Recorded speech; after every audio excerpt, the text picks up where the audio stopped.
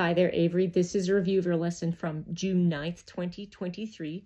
We reviewed the C doubling scale because this is a new doubling for you. C doubling is you're on C, you do a G grace note, D grace note, like this.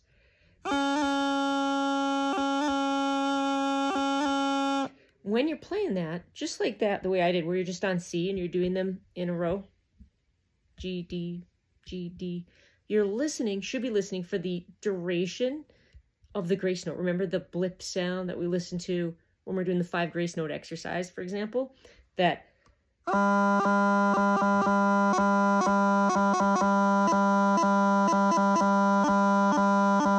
right, we want those all to sound the same. Blip, blip, blip, blip, blip, blip, blip, blip, blip, blip, right? All right, so we're listening for that in here. So C doubling.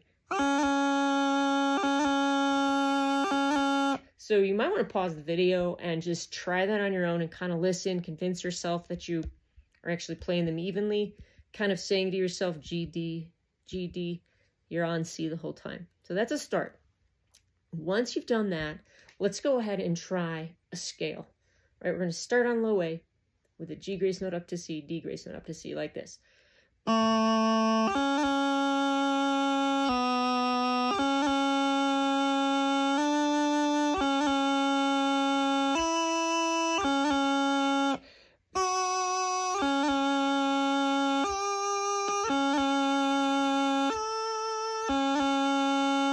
Okay, in the lesson, it was all new to you, and I asked you to trust your instinct when you're going from the E down to the C, the E down to the C, right? To trust your instinct that you know how to do a G grace note from E to C. Here's what that looks like, just from E to C. It's in slow motion. Okay. But you know how to do it. The other thing that your instinct will serve you well on is when you're going from the high G, right? And there's a thumb grace note to the C. In slow motion, it's okay. But you did a fantastic job of it when you just didn't overthink it and you just played it. So let's do it again. The scale together. This time, let's start on low G, all right? All right, ready? So low G we'll start with all the way up. C doubling scale. Ready? 1, 2.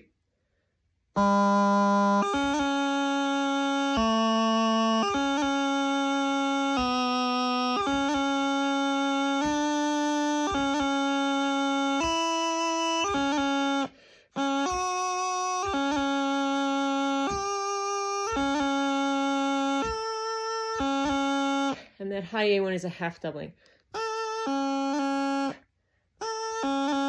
Okay, once you've tried that a couple times on your own, I'd like you to pause the video, try it on your own. I want you to challenge yourself to make sure that your fingers are actually as relaxed as possible.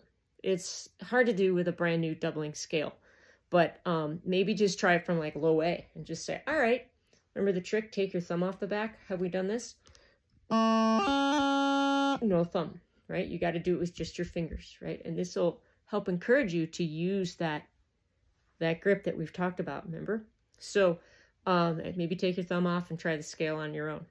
Okay. The other thing that we went over was the entire first line of Cork Hill. And then we also worked on the ending phrase, which basically gets you the whole first part.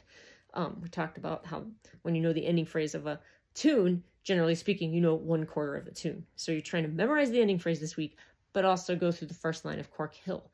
So very briefly, let's just take a look at the last 2 bars of Cork Hill, right here. These last 2, they sound like this. Okay, this is the top line.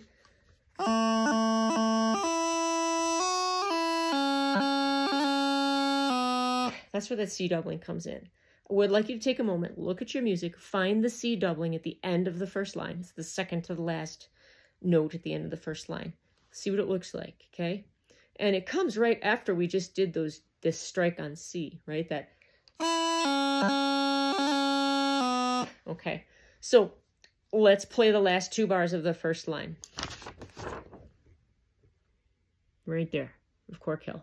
we're going to start from the note that was before it, which was an F, and we're going to go to a G, D, E triplet.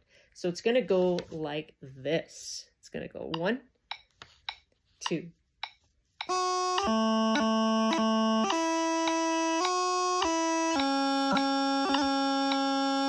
1, 2.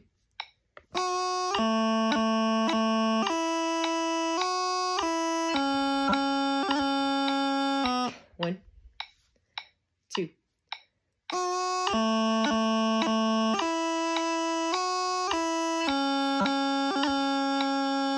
1, 2.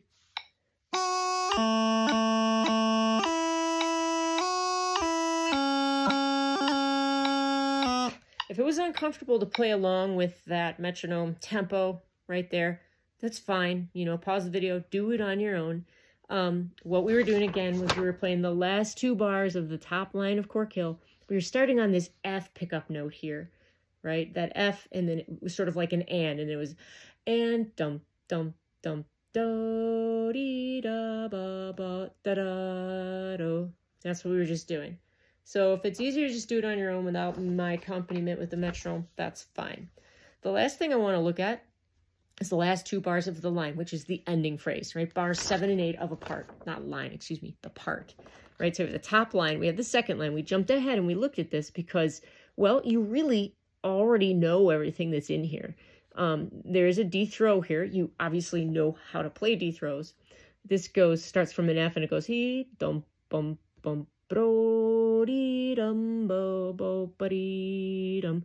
So the only difference between the 2 bars above it and in this ending phrase is this D throw, okay? So let's just try that phrase on its own. We're going to do the ending phrase starting on the F, preceding it. It'll sound like this. And...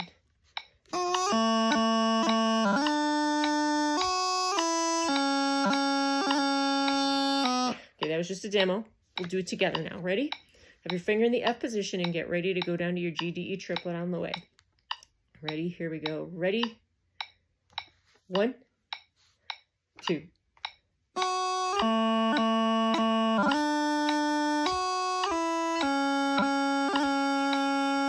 1, 2.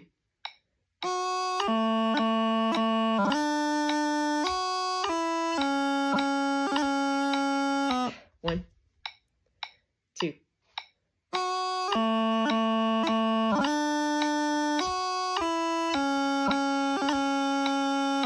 1, 2.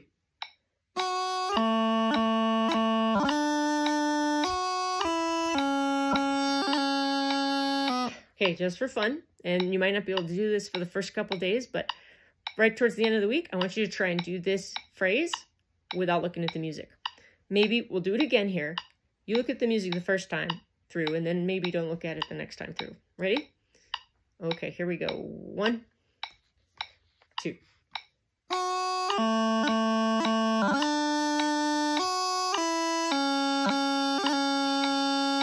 1, 2.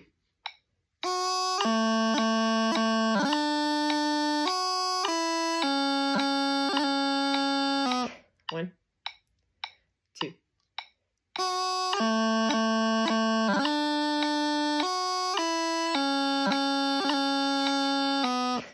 All right. One of the things I also wanted to mention is don't stop looking at the materials we went over on June 2nd. You have it on your notes, and there's a video for that. I want to keep that going, and I want to start checking off some more doublings, scales, stuff like that.